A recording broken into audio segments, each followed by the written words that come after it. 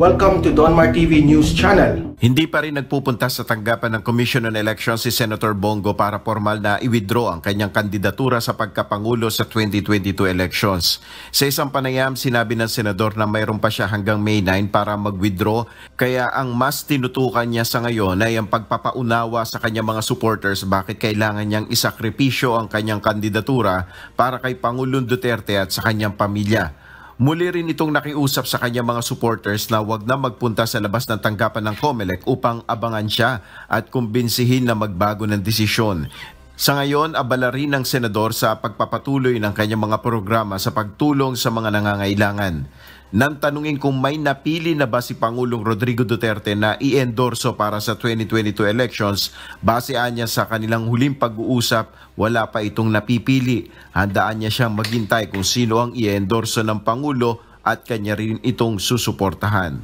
Samantala, naniniwala naman ang political analyst at senior research fellow ng Ateneo Policy Center na si Michael Henry Yusinko, posibleng makapagpabago nga ng estado ng isang kandidato ang suporta ng Pangulo. So, yung power nung endorsement to be a game changer will depend on the willingness and enthusiasm of President Duterte to work hard for the candidate that he wants to endorse. Gayunman, ang lahat ng ito ay kinakailangan samahan pa rin ng pagtatrabaho ng isang presidential aspirant at ng mismong nag-endorso para manalo sa eleksyon. Siyempre, yung endorsement din naman is also dependent on the quality of the candidate he wants to endorse, di ba? So, kumbaga, wala namang kwenta yung endorsement kung wala rin kwenta yung kandidato na i-endorso niyan. Meaning to say, yung wala namang chance of winning at all. Ayon kay Yusinko, hindi maikakaila na ang endorso ng kasalukuyang nakaupong Pangulo ay may magandang epekto sa kandidatura ng isang tumatakbong politiko. But definitely, pag na-endorso ka ng isang politiko, especially if it's the incumbent president who enjoys a high popularity rating, it's going to be a big boost. But is it going to bring you to victory? Of course, it's not. Itong kasalukuyan na po na nangyayari, yung Grand Caravan dito sa Metro Manila. Nakasentro ito sa Manila, Pasay, Parañaque, Quezon City at iba pang mga lugar.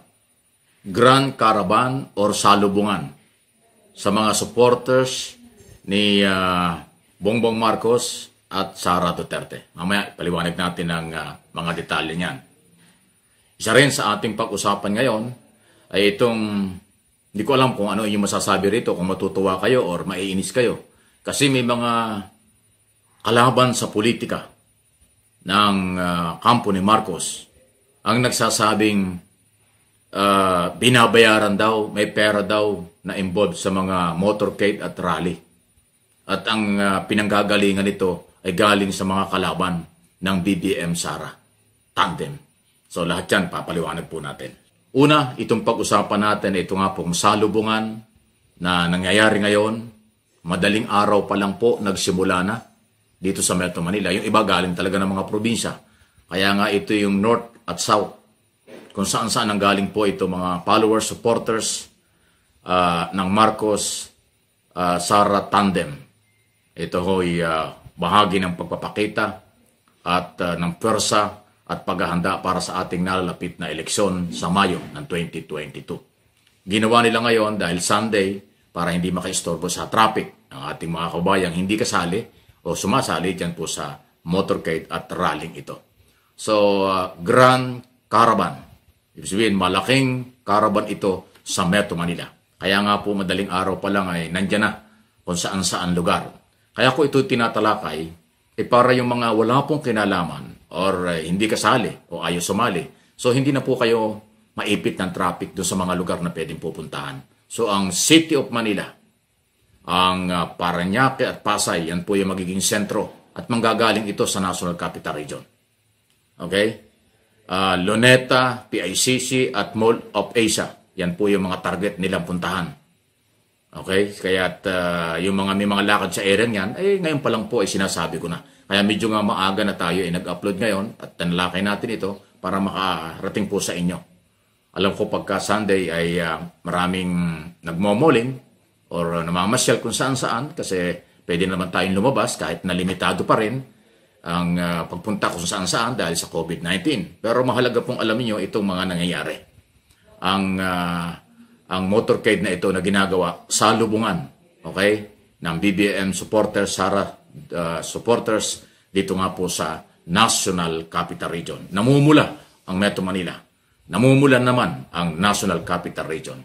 Okay? Nasa inyo po ang inyong mga reaksyon at comments sa isong ito, pagpapakita ng puwersa bilang mga taga-suporta nga ng kandidatong ating binabanggit. Okay? So, pangalawang issue na ating talakayin, ito po ay mahalaga at tuloy lahat naman po ng ating tinatalakay dito ay mahalaga. Kaya ating sinasabi na mag-subscribe po kayo dahil yung marami mga video aking na-upload at natalakay po dito, pwede nyo balik-balikan. Puro mga national issue po yan. Okay. Ito talakayin natin itong issue ng meron pong, di ko na babanggitin kung saan galing pero alam naman nyo yan. Meron pong mga politiko o taga-suporta ng politikong kalaban ng BBM Sara Tandem ang nagsasabing meron daw pera, binabayaran daw yung sumasama sa motorcade at saka po rally ng BBM Sara dahil ito nga yung pinakamalaking galawan sa iba't ibang lugar sa buong Pilipinas, hindi lang sa Metro Manila. So, hindi ko alam kung bakit nila sinasabi yan. Ang tanong siguro sila ba nag-o-organize? Di ba sila nag-o-organize din? Sila may mga rally at motorcade din? Ibig sabihin, gumagastos sila. Baka sila ang gumagastos. At malaki ang kailang ginagastos pero kakaunti ang tao. Kaya sinasabi nilang merong bayad ang motorcade at rally.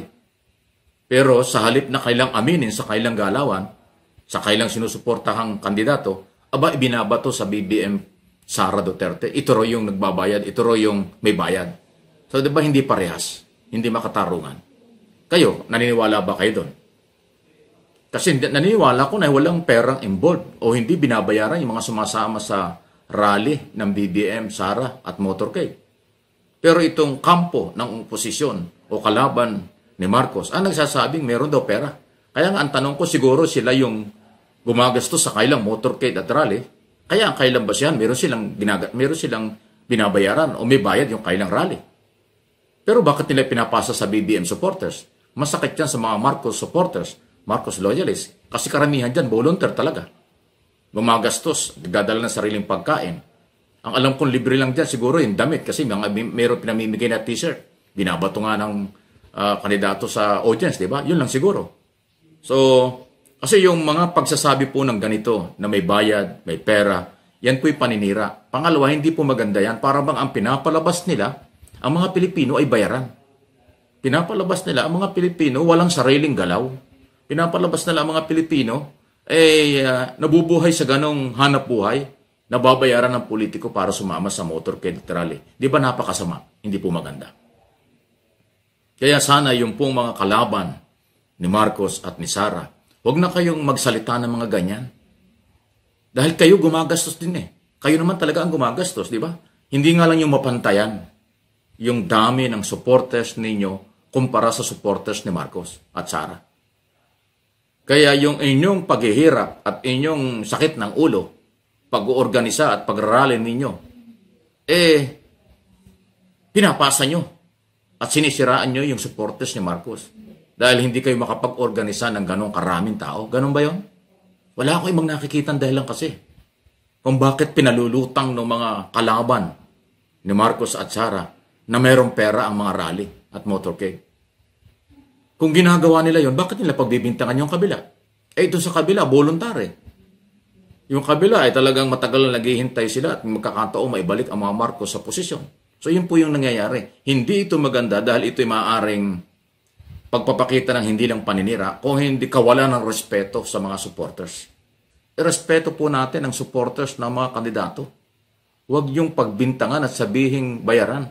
Kasi ang iba dyan at marami talaga dyan, volunteer, nag-aabang sa kalye kahit mainit. Makita lang yung kandidato. Tapos sasabihin nyo, binayaran. Masakit yun. Yung inyong ginagawa, huwag yung ipasa sa inyong kalaban. Yung kahinaan ng inyong pag-organisa ng rally at motorcade, huwag niyong silipin yung kalaban nyo dahil talo kayo. Doon pa lang. Para maging parehas patas ang labanan. Hindi ho ba? So kayo po ay malayang makapag-comment, react sa isyong ito. Kayo po ang mahalaga dito ng ating mga followers.